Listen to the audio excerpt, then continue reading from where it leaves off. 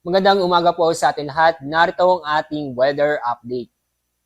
Makakaranas pa rin tayo ng mga kalat-kalat na pag-ulan at may kasamang thunderstorm sa ilang bahagi ng Southern Luzon at sa Visayas. Dulot po yan ng northeast monsoon o amihan, shear line at easterlies.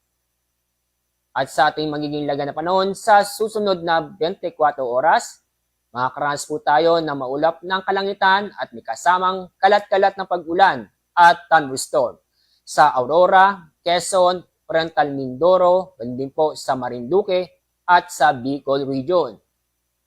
Sa lalabing buong bahagi ng Cagayan Valley at kasama rin po ang buong Ilocos Region ay makakaranas din ng maulap na papurin at may tsansa na mga mahihinang pag-ulan. Sa lalabing pong bahagi po ng Luzon kasama po ang Metro Manila ay magiging maganda at maliwas na panahon kung saan makakaranas po tayo ng bahagyang maulap hanggang sa maulap ang kalangitan. Maliban lang po sa mga isolated na mga pag-ulan dahil sa thunderstorm. Dako tayo sa Visayas at Mindanao. Magiging maulap ang kalangitan na may tsansa ng mga kalat-kalat ng pag-ulan at thunderstorm sa mga lalawigan po ng Aklan, Capiz, Northern Samar, Eastern Samar, hindi po sa Dinagat Island, Surigao del Norte, Surigao del Sur at sa Davao Oriental. Samantala sa itong lalabing buong bahagi po ng Visayas at ganoon din po sa lalabing bahagi ng Mindanao ay magiging maganda at maliwas ang panahon ngayong araw.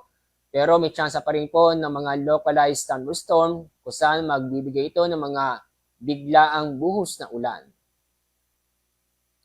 Dahil sa inaasahan po natin na muling lalakas ang amihan, yung araw nag-issue po tayo ng gale warning number 1 dahil po nakita namin na magiging maalon hanggang sa napakalon ang mga baybaying dagat sa mga nabanggit na lugar.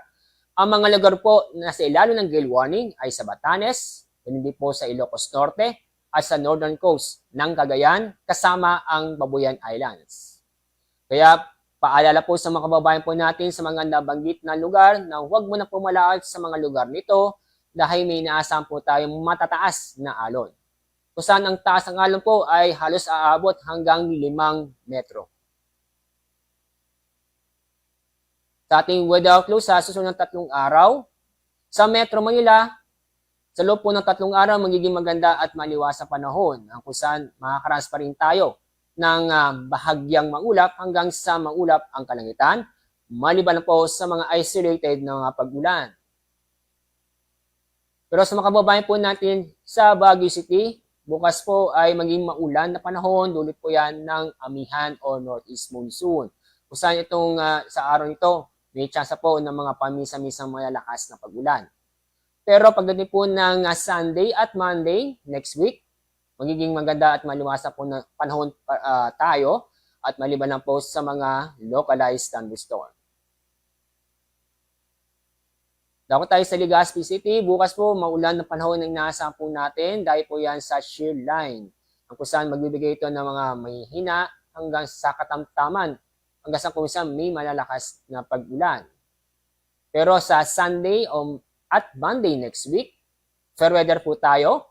Maliban lang po sa mga isolated na mga pag-ulan at dulot po yan ng thunderstorm.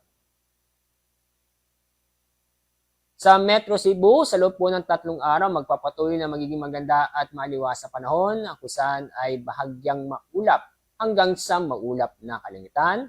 Maliban na po sa mga isolated na mga pag-ulan, ito yung mga biglaang buhos ng ulan. Dulot po yan ng thunderstorm. Sa mga kababayan po natin sa Metro Davao, magpapatuloy pa rin na magiging maganda at maliwas sa panahon bukas hanggang Lunes next week. Asahan din pa rin ang mga isolated na mga pag-ulan sa bandang hapon ng gabi dulot ng thunderstorm. Ang araw po sisikat mamaya pong 6:01 ng umaga. Ang araw lulubog mamaya pong 5:24 ng hapon. Yan po ang ating weather update mula sa Pag-asa. Ako po si Alzar D. Aurelio.